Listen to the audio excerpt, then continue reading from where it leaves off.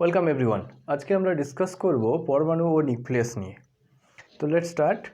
দেখো, কোনো পদার্থকে যখন আমরা ভেঙে দিই, কোনো পদার্থকে যখন আমরা ভাঙি তখন সেখান থেকে কি পাই?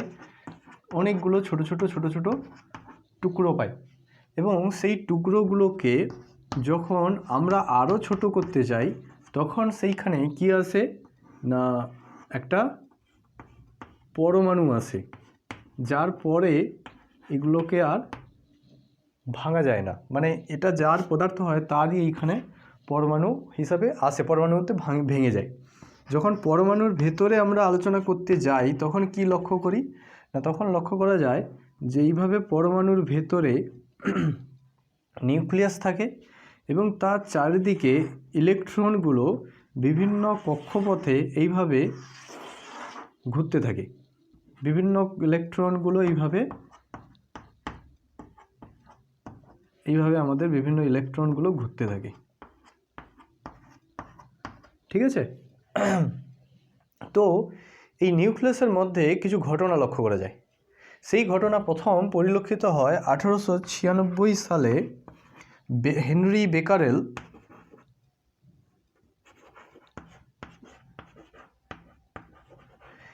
বেকারেল একটা ঘটনা লক্ষ্য করে কি, ইউরেনিয়াম মৌলকে কিছু কাগজের মধ্যে মুড়ে রাখা হয়েছিল। কী ধরনের কাগজ না, ফটোগ্রাফিক প্লেট জাতীয় কাগজ। সেইখানে লক্ষ্য করা যায় যে তার মধ্যে কিছু দাগ লক্ষ্য করা যায়, ঠিক আছে?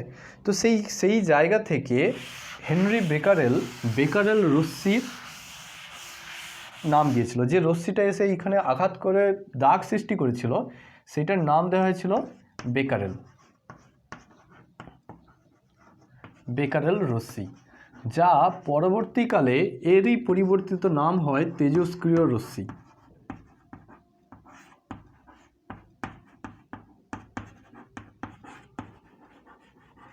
এখন এখানে প্রশ্ন হচ্ছে, এই বেকারেল রশ্মি হোক বা তেজস্ক্রিয় রশ্মি হোক, এই রশ্মিগুলো কি? দেখো, এইখানে কিছু পদার্থের নাম আমি লিখছি, যেমন ইউরেনিয়াম, থোরিয়াম,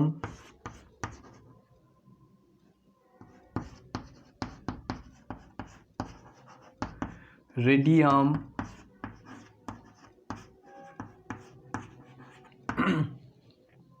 আরও অনেক কিছু আছে, নেপচুনিয়াম। তো এই ধরনের যে নামগুলো রয়েছে, এই ধরনের নামগুলো যে মৌলের নাম রয়েছে, এই মৌলগুলোর কিছু বৈশিষ্ট্য লক্ষ্য করা যায়। কি না, এই মৌলগুলো থেকে এক প্রকারের বিশেষ রশ্মি নির্গত হয়।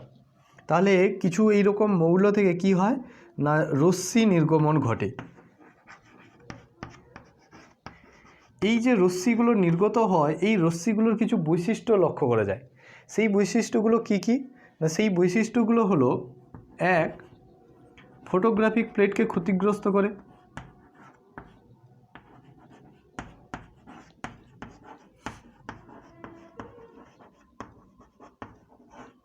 ফটোগ্রাফিক প্লেটকে ক্ষতিগ্রস্ত করার মানে হচ্ছে ফটোগ্রাফিক প্লেটের দাগ কাটা, এটা একটা হয়। দুই কি, দুই হলো পাতলা ধাতব পাতকে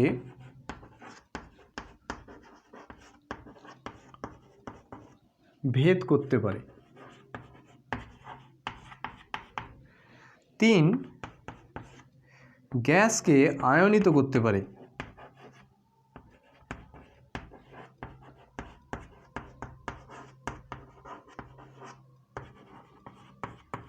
চার, জীবকোষকে নষ্ট করতে পারে।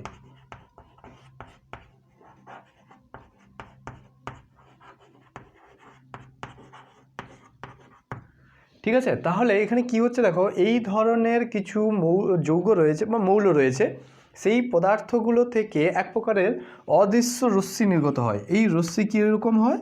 এটা হয় অদৃশ্য রশ্মি নির্গত হয়।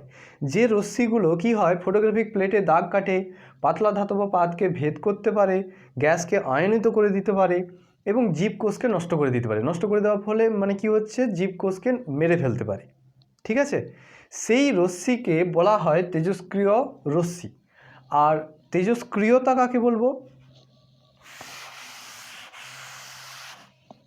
তেজস্ক্রিয়তা এক প্রকারের ধর্ম। তেজস্ক্রিয়তা কি হচ্ছে? একটি ধর্ম। কি রকম ধর্ম? না যে ধর্মের জন্য কোনো মৌল থেকে কি হয়, অদৃশ্য রশ্মি নির্গত হবে, যে রশ্মিগুলো এইভাবে ফটোগ্রাফিক প্লেটকে দাগ করতে পারবে, পাতলা ধাতব পাতকে ভেদ করতে পারবে, গ্যাসকে আয়নিত করতে পারবে এবং জীবকোষকে নষ্ট করতে পারবে। ঠিক আছে, সঙ্গে কি হয় না একটা মৌল থেকে একটা মৌল কি হয়ে যাবে, ভেঙে যাবে। মৌল ভেঙে ছোট মৌলে রূপান্তরিত হবে, ছোট মৌলে রূপান্তরিত হয়।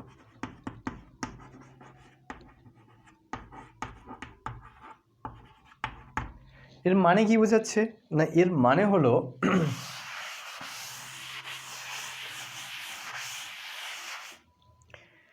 এর মানে ধরো এইরকম একটা মৌল রয়েছে, ঠিক আছে, এরকম একটা মৌল রয়েছে। এইরকম মৌল বলার অর্থ কি না কোনো পরমাণুর ভেতরে যে নিউক্লিয়াস থাকে, যখন আমাদের মৌলগুলোর ভর সংখ্যা বাড়তে থাকে বা প্রোটন সংখ্যা বাড়তে থাকে, তখন তার নিউক্লিয়াসের আকারও বাড়তে থাকে। তার মানে কি বোঝাচ্ছে? এইটা যে মৌলের কথা বলছি এটা অ্যাকচুয়ালি কি, এটা অ্যাকচুয়ালি নিউক্লিয়াস। কার নিউক্লিয়াস? এ মৌলের নিউক্লিয়াস। এই মৌলের নিউক্লিয়াস কি হয়ে যাবে, ভেঙে যাবে। ভেঙে কি হয়ে যাবে, অপেক্ষাকৃত ছোট মৌলের নিউক্লিয়াসে পরিণত হবে, তার সঙ্গে কিছু কণা তৈরি হবে এবং কিছু অদৃশ্য রশ্মি তৈরি হবে, কিছু অদৃশ্য রশ্মি তৈরি হবে। তাহলে এখানে কি ঘটনা ঘটলো? এখানে ঘটনা ঘটলো এইরকমই যে একটা বড় নিউক্লিয়াস আছে, সেই নিউক্লিয়াস ভেঙে যাবে, ভেঙে অপেক্ষাকৃত ছোট নিউক্লিয়াসে পরিণত হবে, তার সঙ্গে কিছু কণা তৈরি করবে, কিছু কণা, এবং তার সঙ্গে কি হবে, এক প্রকারের অদৃশ্য রশ্মি তৈরি হবে। যে অদৃশ্য রশ্মির ওই আগের ধর্মগুলো রয়েছে, এই যে ধর্মটা, এই ধর্মকেই আমরা বলবো তেজস্ক্রিয়তা। ঠিক আছে,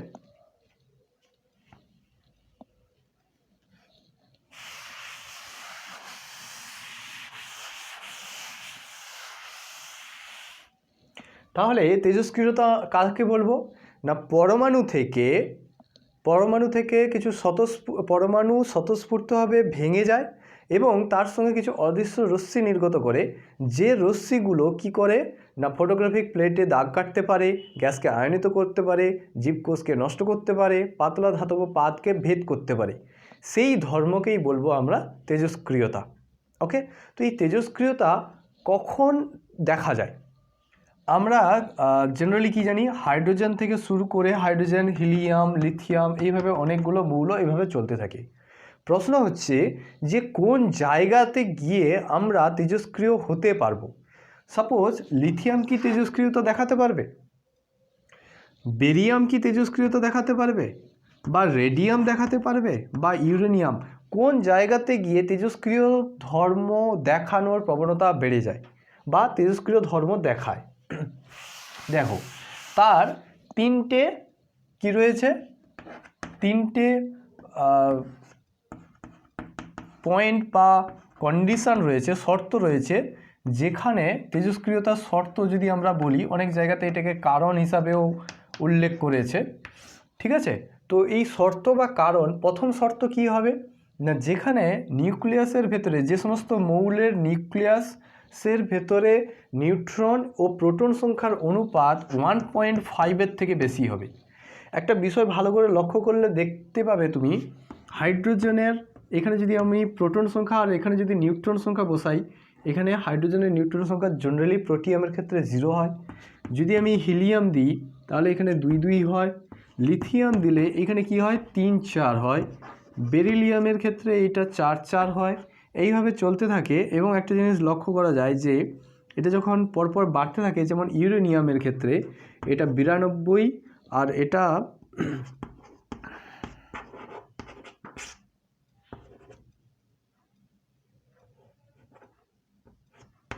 143 হয়।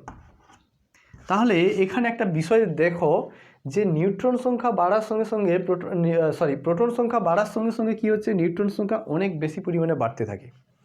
এর আগে যদি আমরা লেড নিয়ে থাকি তাহলে এখানে দেখতে পাবো যে এটা 82 হবে, এটা 216 হবে। ঠিক আছে, তো এইখানে দেখো এই জায়গাটার ক্ষেত্রে যদি আমরা দেখতে যাই তাহলে এখানে কি পাবো 143 আর 92। ঠিক আছে, এটা নিউট্রন সংখ্যা আর এটা প্রোটন সংখ্যা, এই দুটার অনুপাত যদি আমরা করতে যাই তাহলে এখানে কত হবে?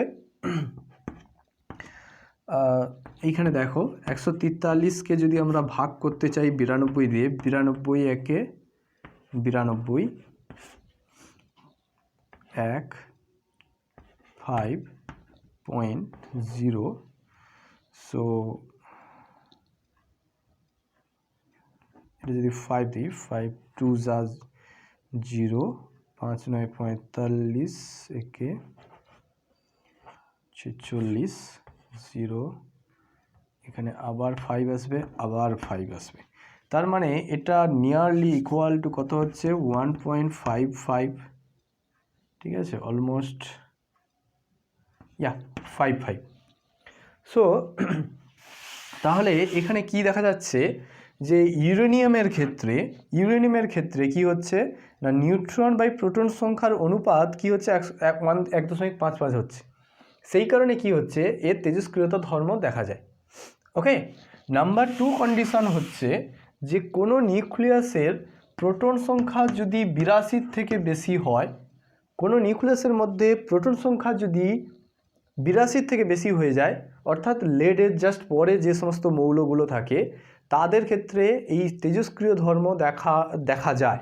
ঠিক আছে, নাম্বার 3 যাদের ভর সংখ্যা 216 থেকে বেশি হয়, ঠিক আছে, যাদের ভর সংখ্যা 216 থেকে বেশি হয় তাদের ক্ষেত্রে আমাদের তেজস্ক্রিয়তা দেখা যায়। এখানে জেডকে আমি প্রোটন সংখ্যা লেখা হয়,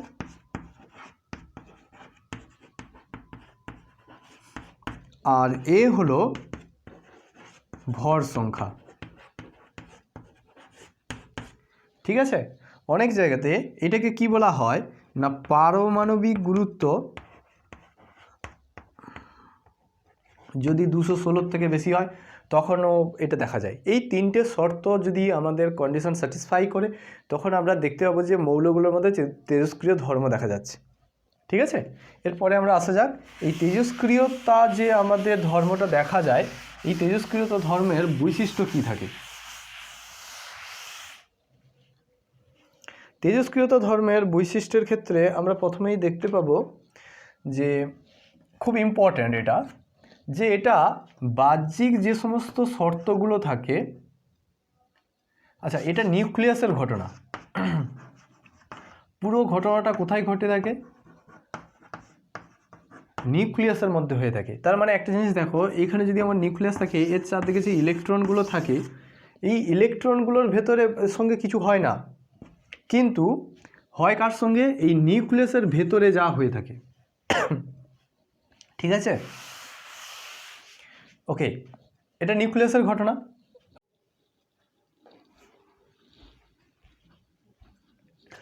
ওকে, আমরা আলোচনা করছিলাম তেজস্ক্রিয়তার বৈশিষ্ট্য নিয়ে।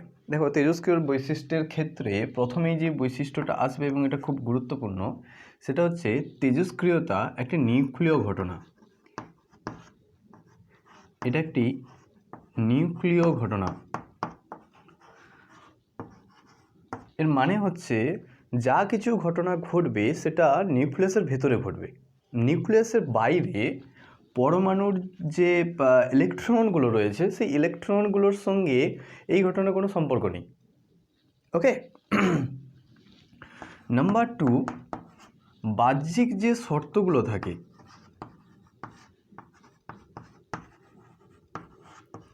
বাহ্যিক শর্ত বলতে কোনগুলো না, ধরো আমার চাপ, উষ্ণতা, আলো, চুম্বক ক্ষেত্র,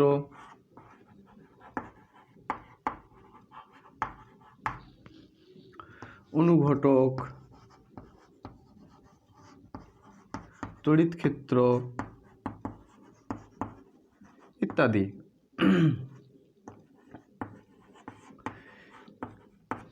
বাহ্যিক শর্ত বলতে কোনগুলো হচ্ছে এইগুলো। দেখো আমরা যখন রাসায়নিক বিক্রিয়া করি সেই রাসায়নিক বিক্রিয়াতে আমরা খুব ভালো করেই জানি যে এই ধরনের যে রয়েছে চাপ, উষ্ণতা, আলো, তড়িৎক্ষেত্র, অনুঘটক, এগুলোর উপর রাসায়নিক বিক্রিয়া নির্ভর করে। কোথাও কোথাও বিক্রিয়া রয়েছে যেখানে আলোর প্রভাবে রাসায়নিক বিক্রিয়া হয়ে থাকে, যেমন তোমরা নিশ্চয়ই পড়েছো সালোক সংশ্লেষ, যেখানে আলো না থাকলে রাসায়নিক বিক্রিয়া হয়ই না। আবার অনুঘটক, অনুঘটক খুবই গুরুত্বপূর্ণ ভূমিকা পালন করে, যেমন ক্লোরোফিল এ, যেখানে অনুঘটক রূপে কাজ করে।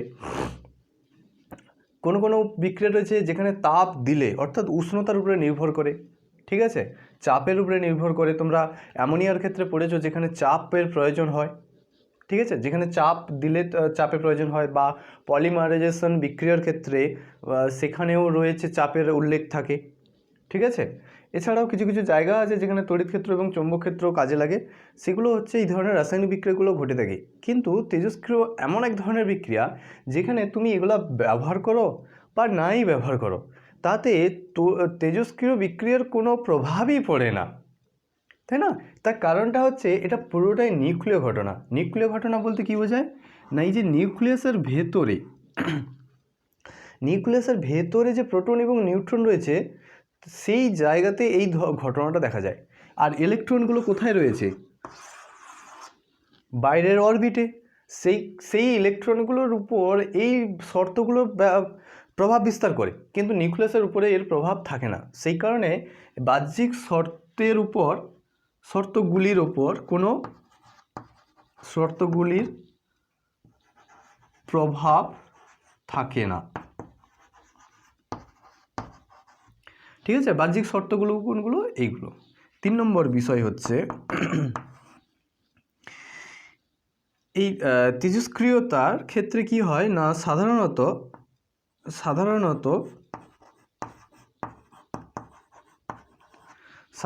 কি হয় না, যাদের যেসব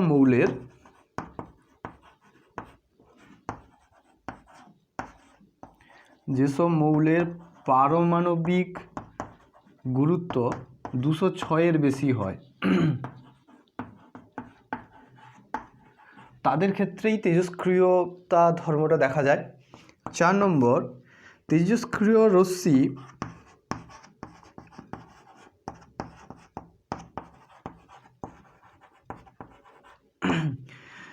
আলফা, বিটা, গামা নিয়ে গঠিত। দেখো তোমরা জানো এটাকে আলফা বলা হয়, এটাকে বিটা বলা হয়, আর এটাকে গামা বলা হয়। তেজস্ক্রিয় রশ্মি এই 3 প্রকারের রশ্মির সমন্বয়ে গঠিত হয়, ঠিক আছে।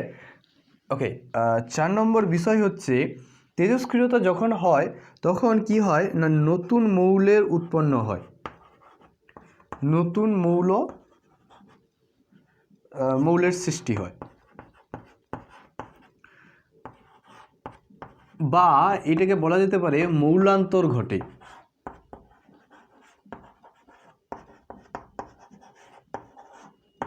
ঠিক আছে, মৌলান্তর ঘটে মানে কি? মানে বোঝাচ্ছে, ধরো আমি যদি ইউরেনিয়াম নিয়ে বিক্রিয়া শুরু করি, বিক্রিয়া মিন্স তেজস্ক্রিয়তা যখন দেখাবে, ইউরেনিয়াম তেজস্ক্রিয় ঘটনা ঘটার পর দেখবে এখানে লেড পাচ্ছি। ভীষণ ইন্টারেস্টিং না? যেখানে দেখো ইউরেনিয়াম আছে সেখানে কিছুক্ষণ পরে সেটা লেড হয়ে যাচ্ছে। ওকে, সো এখানে মৌলান্তর ঘটে।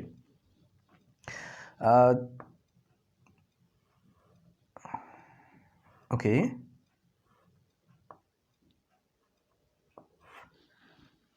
6 নম্বর বিষয় হচ্ছে যে এখানে সক্রিয়তা দ্বারা, ধরো এখানে এ এবং বি এইরকম দুটো মৌল রয়েছে, এদের তেজস্ক্রিয়তাকে আমরা পার্থক্য করব কিভাবে? সেটা পার্থক্য করা হয় সক্রিয়তার দ্বারা, ঠিক আছে। কিসের সাহায্যে? সক্রিয়তার সাহায্যে। আর সক্রিয়তা কাকে বলবো না, একক সময়ে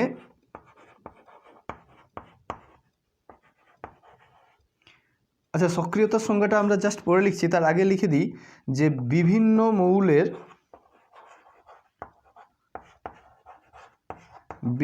মৌলের তেজস্ক্রিয়তা বিভিন্ন হয়, তা সক্রিয়তার সাহায্যে আমরা পার্থক্য করতে পারি, ঠিক আছে।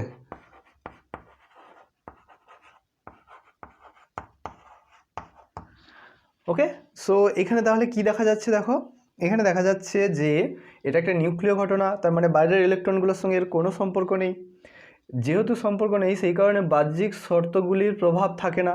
বাহ্যিক শর্তগুলি বলতে কোনগুলো? চাপ, উষ্ণতা, আলো, চৌম্বক ক্ষেত্র, তড়িৎ ক্ষেত্র, এগুলোর কোনো প্রভাবই থাকে না। সাধারণত যেসব মৌলের পারমাণবিক গুরুত্ব 206-এর বেশি হয় তাদের ক্ষেত্রে আমরা তেজস্ক্রিয় ধর্ম দেখতে পাই। তেজস্ক্রিয় রশ্মি আলফা, বিটা, গামা নিয়ে গঠিত।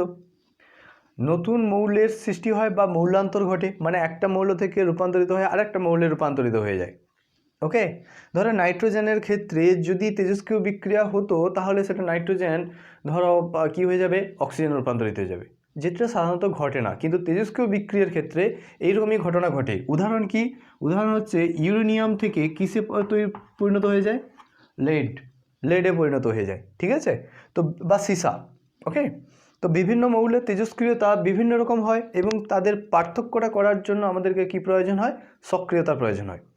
ওকে, এখানে একটা বিষয় ভালো করে খেয়াল করে দেখো, রাসায়নিক বিক্রিয়ার সঙ্গে কি কি পার্থক্য এখানে দেখা যায়।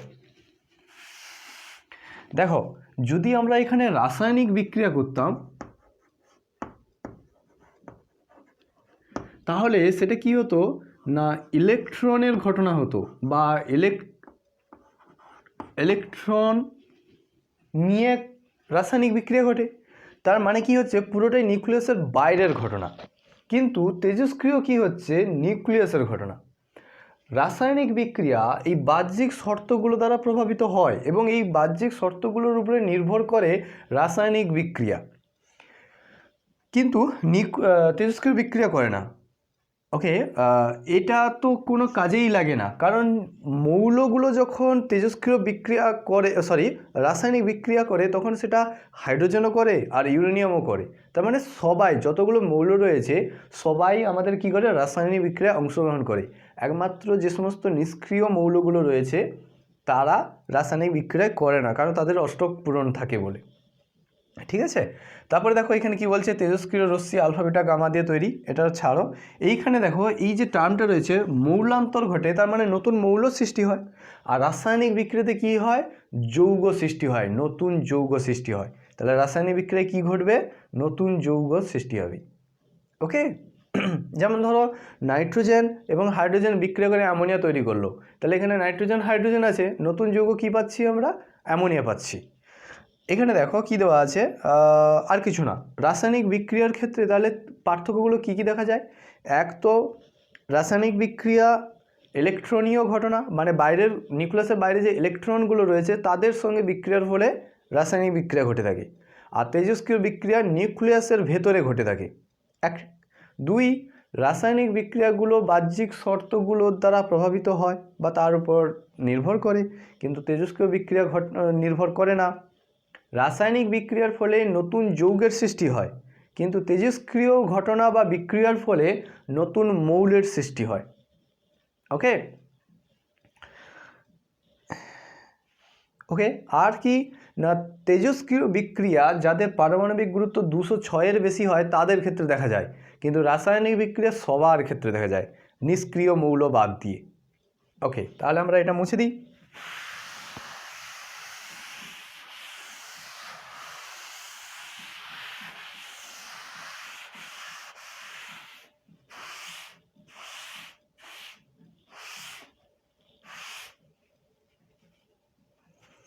দেখো কি ঘটনা ঘটছে। রাসায়নিক বিক্রিয়ার ক্ষেত্রে যখন এর বাইরে যে ইলেকট্রনগুলো রয়েছে সেই ইলেকট্রনগুলো কি হয় না, দুটো ঘটনা ঘটে। এক, ইলেকট্রন ত্যাগ হয়ে যায়, ত্যাগের ফলে কি উৎপন্ন করে? ক্যাটায়ন তৈরি করে। উদাহরণ নেওয়া যাক, ধরো সোডিয়াম কি করে? একটা ইলেকট্রন ত্যাগ করে দেয়, ত্যাগ করে কি করে? Na+ তৈরি হয়। আর কিছু মৌল থাকে যারা কি করবে? ইলেকট্রন গ্রহণ করে নেয়, সেই ইলেকট্রনগুলো কি হয়ে যায়? গ্রহণ হয়ে যাচ্ছে, ফলে কি হয়? Cl- আয়ন তৈরি করে, দিয়ে এইখানে Na+ আয়ন আর Cl- আয়ন এরা বিক্রিয়া করে NaCl তৈরি করে। ওকে, তার মানে এটা পুরোটাই কি হচ্ছে না, ইলেকট্রনের আদান প্রদান হচ্ছে। আরেকটা উদাহরণ হচ্ছে এইচ আর সিএল, H2 আর Cl2 গ্যাস বিক্রিয়া করে HCl তৈরি করে। এটা কী রকম ঘটনা ঘটে না, এটা ঘটনা এইভাবে করে যে হাইড্রোজেন একখানা ইলেকট্রন দেয়, ক্লোরিন একখানা ইলেকট্রন দিয়ে তাদের মাঝখানে বন্ধন তৈরি হয়, ফলে কি হয় HCl তৈরি করে। এটা তোমরা জানো। তো এখানে দু রকমের ঘটনা ঘটছে। এক, ইলেকট্রন ত্যাগ এবং গ্রহণের মাধ্যমে যখন গ্রহণ হয় তখন কি হয় না অ্যানায়ন তৈরি করে। তো ত্যাগ, বর্জন ও গ্রহণ, ত্যাগ বলতে এটা বর্জন হবে, বর্জন ও গ্রহণের মাধ্যমে রাসায়নিক বিক্রিয়া ঘটে, অথবা সমযোজী বন্ধন গঠনের মাধ্যমে রাসায়নিক বিক্রিয়া ঘটে। কিন্তু আমার সে জায়গাতে তেজস্ক্রিয় বিক্রিয়া কি হচ্ছে দেখো, বা তেজস্ক্রিয় ঘটনা কি হচ্ছে দেখো। আমার একটা নিউক্লিয়াস রয়েছে, এটা আমার নিউক্লিয়াস, এর বাইরে ইলেকট্রনগুলো রয়েছে। এখন কি হচ্ছে, এর ভেতরে যে এই প্রোটনগুলো রয়েছে আর নিউট্রনগুলো রয়েছে, ধরো আমার এইগুলো প্রোটন, এইগুলো নিউট্রন, আরও অনেক রয়েছে। এইখান থেকে প্রোটন এবং নিউট্রন যখন বেরিয়ে যায় তখন সেই ঘটনাকে বলা হবে তেজস্ক্রিয় বিক্রিয়া বা তেজস্ক্রিয় ঘটনা। ঠিক আছে। এখন প্রশ্ন হচ্ছে, এই জায়গাতে যদি আমার কোনো একটা মৌল থাকে, তার ভেতর থেকে যখনই আমার প্রোটন বেরিয়ে যাবে, যে কোনো মৌলকে আমরা কিভাবে চিহ্নিত করি না প্রোটন সংখ্যা দ্বারা। হাইড্রোজেনের প্রোটন সংখ্যা 1 হয়, সেই কারণে সেটাকে আমরা হাইড্রোজেন বলি। যার প্রোটন সংখ্যা 2 হয় তাকে আমরা হিলিয়াম বলি। এইভাবে লিথিয়ামের 3, বেরিলিয়ামের 4, এইভাবে আমাদের বোরনের 5, এইভাবে আমাদের এগোতে থাকে। সেটা কার উপরে নির্ভর করে? প্রোটন সংখ্যার উপরে নির্ভর করে। তো যখন কোনো নিউক্লিয়াস থেকে প্রোটন বেরিয়ে যাচ্ছে, তখন সেই পুরো মৌলটা কিসে রূপান্তরিত হচ্ছে? অন্য একটি আলাদা মৌলে রূপান্তরিত হচ্ছে। এটা যদি A হয় তখন এটা আমার B হয়ে যাচ্ছে। কোনো মিল নেই। ঠিক আছে, এইটা হচ্ছে আমার তেজস্ক্রিয় বিক্রিয়া। মানে কি হচ্ছে, পুরো নিউক্লিয়াসের মধ্য থেকে প্রোটন অথবা নিউট্রনের আদান প্রদান ঘটছে। ঠিক আছে, ওকে। এবার আমরা বৈশিষ্ট্যতে পড়ার সময় পড়েছিলাম যে তেজস্ক্রিয় রশ্মির মধ্যে কি কি রশ্মি থাকে? Alpha, beta, gamma. এখন প্রশ্ন হচ্ছে, এই আলফা, বিটা, গামা কি করে পাওয়া গেল? না, এর জন্য রাদারফোর্ড একটা পরীক্ষা করেছিল। কি পরীক্ষা করেছিল না, একটা সোর্স নেওয়া হয়েছে যেখান থেকে এই 3 প্রকারের রশ্মি নির্গত হয়। এই জায়গা থেকে সোর্স নেওয়া হয়েছে। সোর্সের সামনে ধারে কি করা আছে না চৌম্বক ক্ষেত্র বসানো আছে।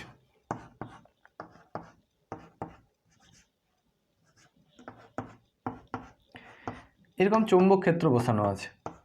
এই ক্রস চিহ্নগুলোর অর্থ কি? ক্রস চিহ্নগুলোর অর্থ হলো চৌম্বক ক্ষেত্রের দিককে বোর্ডের তলের ভেতরের দিকে করা আছে। মানে কি, চৌম্বক ক্ষেত্র কেমন করা আছে? এইভাবে ভেতরের দিকে করা আছে, লম্বভাবে। ঠিক আছে, ওকে। তো এবার কি করেছে না, এই দিকটাতে বোর্ডের তলেই এই দিকে কি করেছে না নেগেটিভ প্লেট রেখেছে। এই দিকটাতে ইলেকট্রিক্যালের ক্ষেত্রে কি করা আছে? নেগেটিভ প্লেট রাখা আছে। আর এই দিকটাতে রাখা আছে পজিটিভ প্লেট। তাহলে এটা কি করা হলো না, একটা পজিটিভ প্লেট এই দিকে রাখা আছে, আর একটা এই দিকে কি করা আছে? নেগেটিভ প্লেট রাখা আছে। এবার কি করেছে, এই জায়গাতে যে একটা সোর্স রাখা ছিল, এই যে পুরো একটা ব্যারিকেড আমি করেছি, এই ব্যারিকেডটা কি না, এটা লেড বা সীসা দিয়ে তৈরি। দেখো, সীসাই একমাত্র পদার্থ যে তেজস্ক্রিয় রশ্মিকে আটকে দিতে পারে। ঠিক আছে, তো এইখান থেকে কি করবে না রশ্মি বেরোবে। কি রশ্মি? তেজস্ক্রিয় রশ্মি বেরোবে। সেটা যখন এই জায়গাতে প্রবেশ করবে তখন আমরা কি ঘটনা দেখতে পাবো? 3খানা ঘটনা দেখতে পাবো। একখানা রশ্মি একটা এইভাবে বেঁকে গেছে, আরেকটা রশ্মি এই দিকটাতে অনেকটা বেশি করে এইভাবে বেঁকে গেছে, আরেকখানা রশ্মি না বেঁকে এইভাবে বেরিয়ে গেছে। এটা আমরা বুঝবো কি করে? দেখো, এই দিকে যে নেগেটিভ প্লেট রাখা আছে না, এই 3 দিকে বা পুরো সিস্টেমটাকে ফটোগ্রাফিক প্লেট দিয়ে মোড়া থাকে।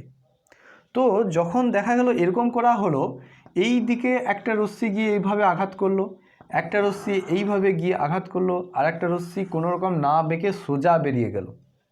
ঠিক আছে, এইখান থেকে ধারণা করা গেল যে যে রশ্মিটা ঋণাত্মক প্লেটের দিকে বেঁকে গেছে সে কি হবে, ধনাত্মক হবে, কারণ ধনাত্মকই ঋণাত্মককে আকর্ষণ করে। যে রশ্মিটা ধনাত্মকের দিকে বেঁকে গেছে সে নিশ্চয়ই ঋণাত্মক হবে, কারণ ঋণাত্মকই ধনাত্মককে আকর্ষণ করে। আর যেটা সোজা বেরিয়ে গেছে সেটা কি হবে, নিস্তড়িত। তো প্রথমের দিকে রাদারফোর্ড এবং তার টিম এই প্লাস আর মাইনাস এই দুটাকে চিহ্নিত করে দেয়, কিন্তু গামা তখনও ডিটেক্ট করে হয়নি। তো এইটাকে নাম দেওয়া হয়েছিল আলফা আর এইটাকে নাম দেওয়া হয়েছিল বিটা। ওকে, এই ঘটনাটা ঘটেছিল 1900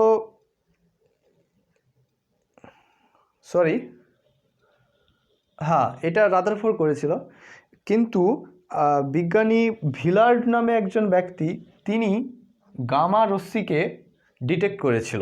ঠিক আছে,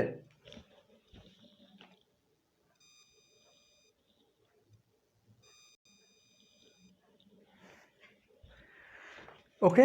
তো এইখানে আমাদের তেজস্ক্রিয় রশ্মি কী কী নিয়ে বেরিয়ে গেল, আলফা, বিটা এবং গামা, এটা তিনটা পেয়ে গেল। তাহলে গামা রশ্মি কে ডিটেক্ট করেছিল, ভিলার্ড। আর বাকি পুরো সিস্টেমটা সেট আপ করেছিল, এই যে পুরো সিস্টেমটা এটা করেছিল রাদারফোর্ড। ভিলার্ড প্রথমে 1900-এ একে ডিটেক্ট করে দেয়, আর বাকিগুলো রাদারফোর্ড করে থাকে। তো একসঙ্গে পুরো এই সেট আপটা রাদারফোর্ডই করে থাকে। ঠিক আছে, তো এটা হয়ে গেল আমাদের তিনটে রশ্মি বেরিয়ে গেল, আলফা, বিটা, গামা। এবার আলফা, বিটা, গামা এদেরকে যখন আমরা পড়তে যাব, আলফা, বিটা, গামারকে যখন কম্পেয়ার বা তুলনা করতে যাব, তখন কি কি ঘটনা ঘটে দেখো।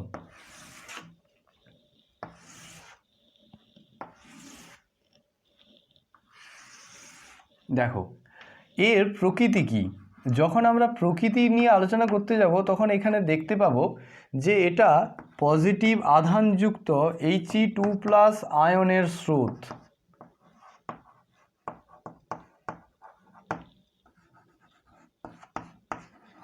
দেখো এটা কি হচ্ছে, হিলিয়াম আয়নের স্রোত। হিলিয়ামের বাইরের কক্ষে দুটো ইলেকট্রন থাকে, সেই দুটো ইলেকট্রনকে যদি আমরা বের করে দিই, যেটা পড়ে থাকবে সেটা হচ্ছে আমার উচ্চ শক্তি দিয়ে পাঠালে সেটা কী হবে, আলফা কণা হবে। ঠিক আছে, তাহলে যেটাকে আমরা এতক্ষণ পর্যন্ত আলফা রশ্মি বলছিলাম সেটা কি হয়ে গেল, এখন এই আয়ন বা এই কণার স্রোত হয়ে থাকে। এটা কি হয়, নেগেটিভ আধানযুক্ত ইলেকট্রন কণার স্রোত। আর এটা কি হয়, তড়িৎচুম্বকীয় তরঙ্গ।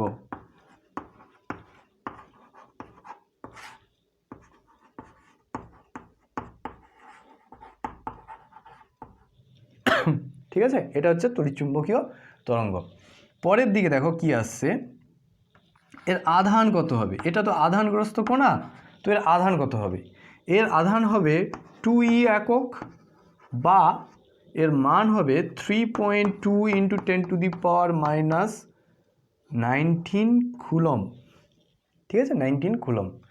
এটা কত হবে, এটা হবে -e একক, এবং এর মান হবে 1.6 × 10⁻⁻19 কুলম।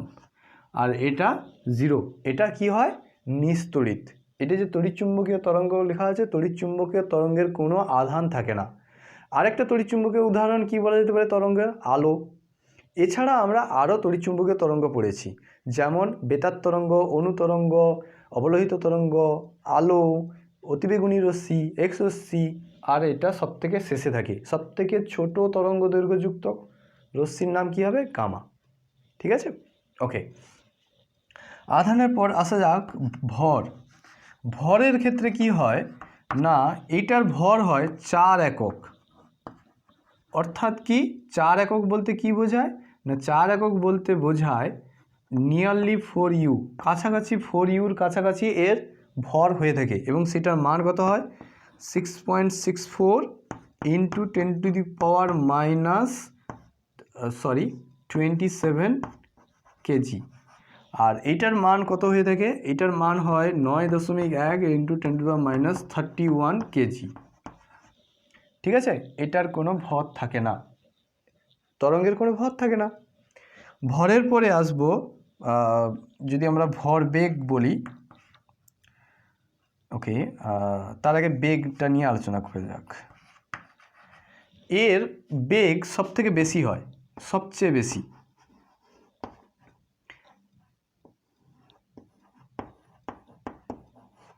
এবং এই যে বেগটা যে বেশি হয় না, এটা কি হয়, আলোর বেগ হয়ে থাকে।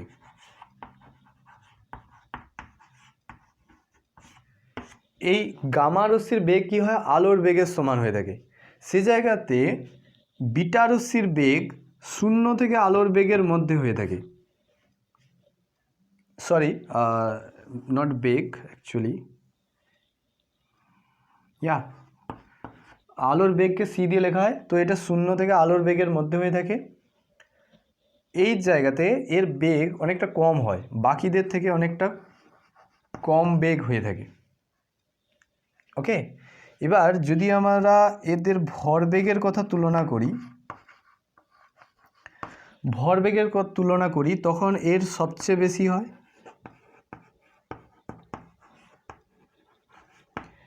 এর মাঝারি হয়, আর এর 0 হয়।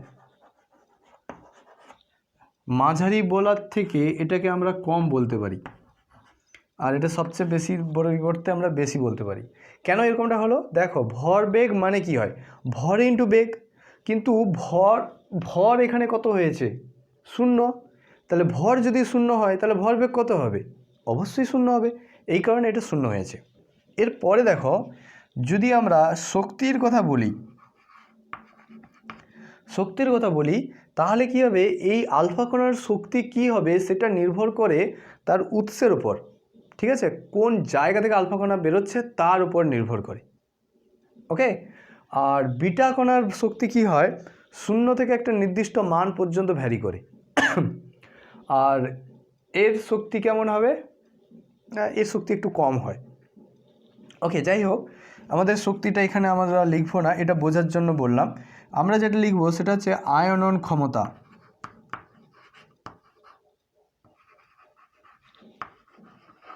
কেন, কারণ আমরা পড়েছিলাম কি তেজস্ক্রিয় রশ্মি গ্যাসকে আয়নিত করতে পারে। তো সেই আয়নন ক্ষমতা কেমন হবে না, আয়নন ক্ষমতা হবে এর সবচেয়ে বেশি হবে,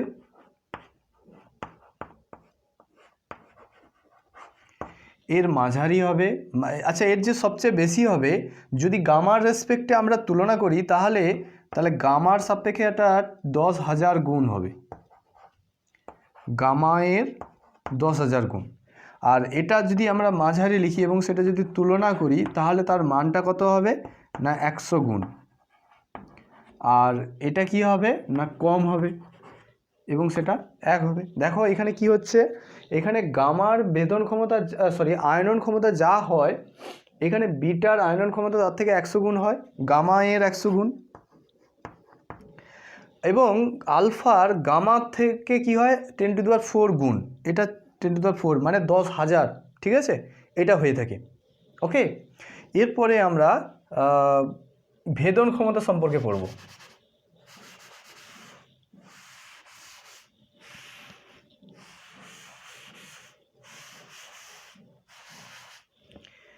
ভেদন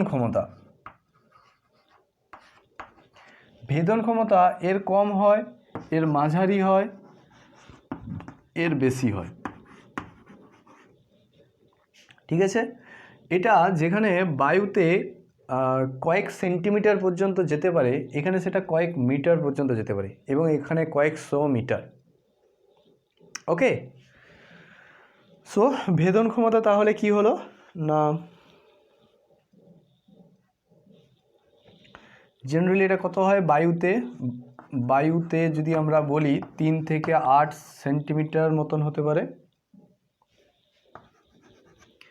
এটা কয়েক মিটার পর্যন্ত হতে পারে, আর এটা কয়েকশো, ঠিক আছে। সেই কারণে আমরা জাস্ট উপরেরটা লিখে দিতে পারি, আলফার সব থেকে কম হয়, বিটার মাঝারি হয়, গামার সবচেয়ে বেশি হয়। এটা হচ্ছে আমাদের ভেদন ক্ষমতা। ওকে, সো এটা হয়ে গেল। এবার জীবকোষকে নষ্ট করার ক্ষেত্রে কিন্তু সবাই নষ্ট করে, ওকে, সবাই নষ্ট করে। ওকে, সো এটা আমাদের হয়ে গেল। এবার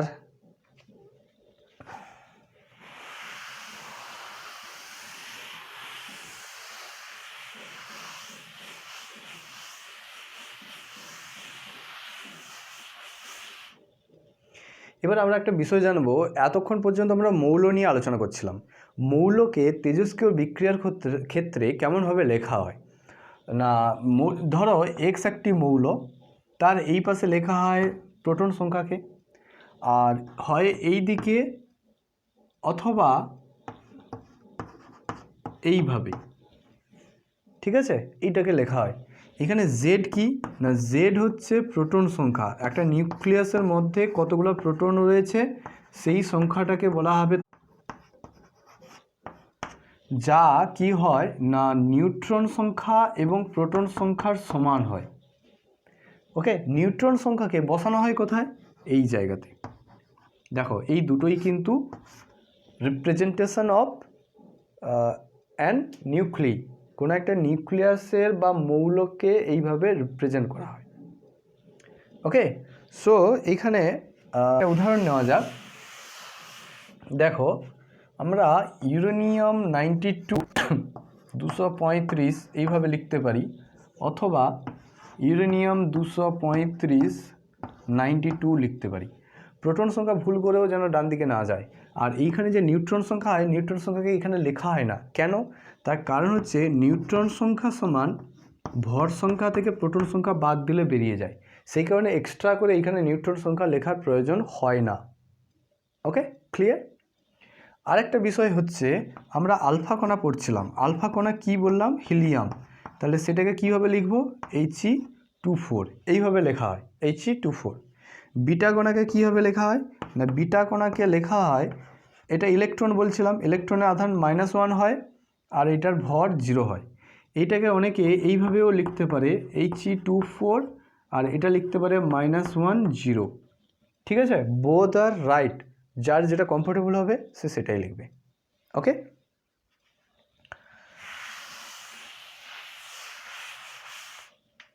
ওকে, দ্যাটস অল টুডে।